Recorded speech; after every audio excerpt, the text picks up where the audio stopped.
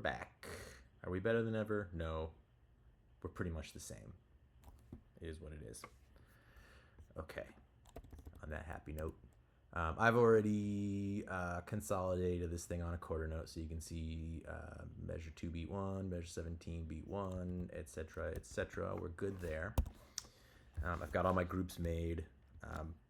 You know, spoiler alert, I just finished doing that previous video, so you know, things are still set up. We're just using all the same settings. If you missed it or if you don't know where we're at right now, you can look at the previous video. You will then be all caught up and everything will be hunky-dory. So as you also may recall, I'm on my laptop, so I'm not pressing Command numeric key 8. I'm simply going to the event window, opening Beat Detective now. We're going to do collection mode. I like collection mode. In fact, I like collection mode a lot. For many years, I didn't know collection mode existed, and there was aspects of working in Beat Detective that were very frustrating. And then I learned about collection mode, and my world changed. It was a grand awakening. So what the heck is it? Well, it's another way of assigning transients and creating a hierarchy within Beat Detective of the importance of those transients. So what does this mean exactly? Well, let's show you. Just like the previous video, we're going to start in normal mode. But unlike the previous video, instead of analyzing both the kick and the snare, I'm going to analyze just the kick to start. Capture it, analyze it. Remember, it's only got 8th notes in there. And I'm going to just do a quick visual check to make sure that all the transients are sufficiently grabbed. And now the next step. This is important. We scroll the next and we check each individual hit. Okay? So very similar to normal mode, but the big difference is coming up. Stay tuned. I promise it's gonna blow your mind. You'll notice that there is a misfire. It applied a transient to some snare bleed, so we're gonna remove that. And we're gonna suffer through scroll next. Just get used to it, kiddos. You spend a lot of time scrolling the next in this life you've chosen.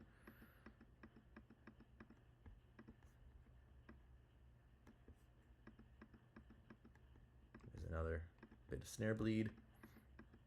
Okay, so kick drum has been fully detected in normal mode. All right, now I'm gonna go to collection mode, and you'll notice I have 3 options: add all current triggers to collection, add only the unique triggers to collection, or to clear all the triggers from the collection. The clear all is the easiest to explain. That would basically remove all of the data that I have input into this collection. Okay, that's easy. Let me try to explain these other 2 things, right? Think of collection mode as a container for all of your purple lines. Okay, so we've got all these purple lines. Each purple line has a little timestamp on it, indicating what it believes was the intended place for the drummer to have played. All right. When I tell Beat Detective to add all of the markers, it's going to take all those purple lines and put them into the bin. And you'll see that when I pressed add all those purple lines appeared back on my kick track. But you'll notice if I scroll to some other tracks, the purple lines are still there. All right. Cool. So far, so good. That's what add all does. It took all of the purple lines that I generated and double checked and added them all into this bin. Now we're going to the snare track. In order to analyze the snare, we need to go back into normal mode, press analysis, and now we can tell it that there's 16 notes in this performance. Remember, that was going to be a bit of a problem previously when we were trying to do things in groups. Now we can get a little bit more fine-tuned. For a relatively simple drum part like this isn't hugely significant. It's there's 1/16th note in this whole performance. It's the only sort of outlier in terms of like rhythmic subdivision. But other types of music that are more complicated, music that maybe alternates between triplets and straight eighth notes, or music that's more polyrhythmic, and so on and so forth, can really make a mess of the straight up normal mode of beat detection that we had gone over earlier. So what this is letting me do is say, okay, the kick was only playing eighth notes, but the snare's got 16 notes on it, and I'm going to analyze it accordingly. So I've pressed capture. I didn't need to touch the sensitivity. It looks like sensitivity was already pretty on point. Now I'm just going to visually have a look at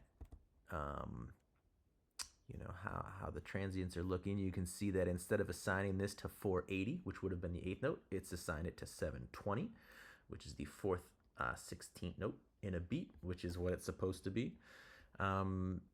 If I wanted to, I could manually add in this eighth note, right? And there it goes, giving it a 480 tick. That is, again, an eighth note. And now I just continue to scroll along, and it's all looking good. Okay, so now we scroll back to the beginning, and it's back to the dreaded scroll next, where we double check all of Beat Detective's work here. And it's looking pretty so. Spoke too soon. Oh, that's the drum fill. All right, so just give that a little push that away.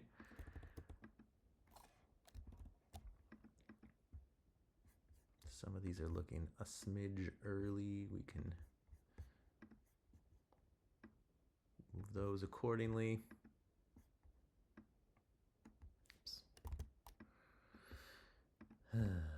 Glamour. All right, now we go back to collection mode, and you'll notice when I do so, these purple lines disappear, but the kick drum purple lines take their place, right? See how the purple lines align with the kick. Our snare purple lines are gone. Now we have two options in collection mode. We can either say add all, which would take all of the purple lines that we just generated from the snare and put them into our bin. Or we can say add unique. What add unique would do is look at all the timestamps assigned to all of the purple lines in both the snare track that we just were analyzing and the previously analyzed kick track. And if there was a shared timestamp between the two of them, it would ignore the more recent snare transient. In other words, Beat Detective wouldn't attempt to align the kick and snare to the same shared timestamp. That would be impossible because there's undoubtedly some timing variation between the two. If the kick and the snare are hitting at the same time, there's going to be some imperfection there. And by telling Beat Detective to only add the transients, that is the purple lines, with a unique timestamp, Beat Detective doesn't have to make any decisions about which kit element to put on the grid. We are actually telling it, in this case, that the kick drum would be taking priority because we added the kick drum first, and we're telling Beat Detective to only add the unique snare transients. Now, functionally speaking, with this specific piece of music, there is no point, to my knowledge, where the kick and the snare hit simultaneously. So, it's really kind of a non-issue between kick and snare in this case. But think about your Daft Punks and Dua Lipas of the world with some of the 4-on-the-floor drums and that sort of thing. If you had a drum groove like that, kick and snare hitting simultaneously on every backbeat, you would have to make a decision about which part of the drum kit was going to be the quantized part and which part was going to be the bit that could maybe move a little bit. I think in most cases with 4-on-the-floor, you'd probably end up choosing the kick drum to be the metronomic, gridded, quantized element, and then the snare would just move around ever so slightly depending on the drummer's performance. Collection mode allows you to do that very easily, okay? Similarly, with drum fills, you might have a drummer who's hitting the snare and the toms at the same time. right there, for example. If I were to add to this collection my floor tom transients using the add unique function, I would be creating the hierarchy of kick as the foremost standard bearer for rhythmic timing on the drum kit, followed by the snare, followed by the floor tom. That way, the floor tom doesn't disrupt the overall groove. The kick and snare continue to be the main things driving the groove, with kick being the primary thing and snare being the secondary thing. There might be other styles of music where you'd want to reverse that, where maybe, if you're doing like a Motown song and you've got maybe your snare is going to be the first thing you add into collection mode, and then you only add the unique kick drums. Totally dependent on the style, totally dependent on the desired outcome. You can do the same thing with cymbals. I could go through and apply transient markers to a hi-hat and determine where that falls in the hierarchy. Okay, so this is a way for you to describe to Beat Detective what you consider to be the most important parts that are driving the groove on a specific performance. All right, now I'm going to travel back in time for a second here. Remember, I just added the unique snare transients after adding the kick transients. So now when we look, we see kicks and snares are all nicely accounted for. From here on out, it works exactly the same way that normal mode works. You'd hit separate, and you could go to clip conform and use your strength controls and do all your usual stuff. Strength 50, remember it was 75, so I'm going to press conform twice. Now we're at 75%.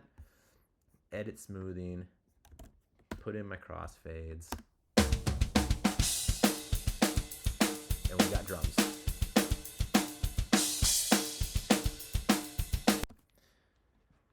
So that's collection mode. I've only just scratched the surface of collection mode, and there will be some additional discussion and at some point an additional video about sort of advanced Beat Detective use, because this is still just the basics. We're like on the precipice of intermediate at this point, collection mode being kind of the doorway into more detailed and intermediate use. But I think you can hopefully see how, like, in normal mode, we can make pretty short work of a drum edit job by analyzing a couple things at once and just kind of hacking it together pretty easily. And for a lot of styles of music, a lot of types of drum performances, that can be totally appropriate and really fast. And sometimes speed is the most important thing in some situations. For more nuanced work, it should be pretty obvious that collection mode, with its ability to establish a hierarchy of what's driving the particular performance, collection mode offers a lot more control and sort of a more detail-oriented approach that might be better suited to certain types of productions and certain types of performances, particularly maybe really difficult, which is to say badly played performances. You can really get in there and reshape it in a very powerful way. So with any luck over the course of the semester, we'll be able to get into this stuff in more detail, and you can expand your mind. And with that, I bid you adieu. I promise you I'm going to create a new playlist or duplicate this playlist and then consolidate all this stuff. It's going to happen. I promise. So you don't have to worry about all these edits and the playlists and all the trash that I'm leaving out. I'm just trying to be brief as I ramble on. Okay. That's all for now. Thanks.